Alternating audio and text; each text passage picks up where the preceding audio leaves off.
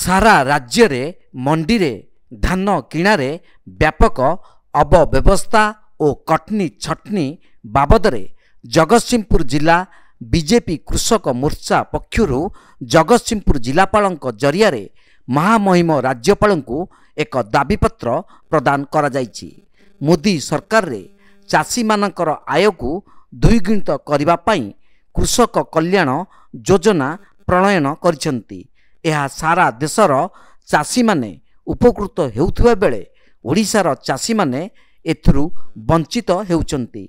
एहार प्रतिवाद रे जगतसिंहपुर जिला कृषक मोर्चार सभापति तपन कुमार बेहेरा और राज्य कार्यकारिणी सदस्य रघुनाथ राउत नेतृत्व में चाषी माने एकत्रित होई एक शोभायात्रा रे आसी जिलापाल कार्यालय सम्मुख में पहुंची विक्षोभ प्रदर्शन करने सहित राज्यपाल उद्देश्य रे जिलापाल को दाबीपत्र प्रदान करने सहित सीबीआई तदंत दाबी करिसेंती। आमे याको दाबी रखुचु सीबीआई तदंत करा जाऊ। सीबीआई तदंत करा जाऊ। जो पैसा केंद्र सरकार दौची नियर अबाउट गोटे लेखा मंडी के 30 लाख रु ऊर्ध्व टंका तार भित्तिभूमि दिया होची। से परिप्रेक्षी में कौन सी मंडीर व्यवस्था नहीं जो चाषी मानकर धान क्षति होची काकर खरार पड़ुची ताको रखिबार सुविधा नहीं।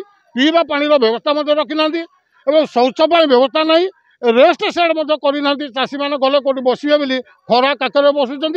तत्संगे संगे जो डीलर मैंने नौकरी से मैंने प्रायतः विजु जनता दल जिला परिषद प्रार्थी किए अच्छा किए चेयरमैन अच्छा यही मानकर हूँ मिलर को आलटमेंट कर जहाँफल से नौना आपको इनडायरेक्टली ये पैसा चाषी पैसा हरण करने सहित यहाँ को विजु जनता दल फंड्स बढ़ाई से योजना अच्छी जहाँफल 3 केजी रु 10 केजी पर्यंत से धान जो कटिंग छटिंग कर सहित जदि चाषी एक कहते धमक दिखाई ये हूँ चाषी मारण नीति अवलम्बन कर प्रतिवाद में आम सीबीआई तदंत करने दाबी रखुचु।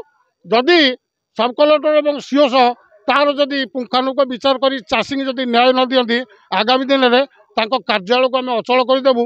चाषी की धरिकी आंदोलन जो हम व्यापक आंदोलन से सरकार ही दायी रही। जगतसिंहपुर रीता साहू को रिपोर्ट तीर्थक्षेत्र लाइव।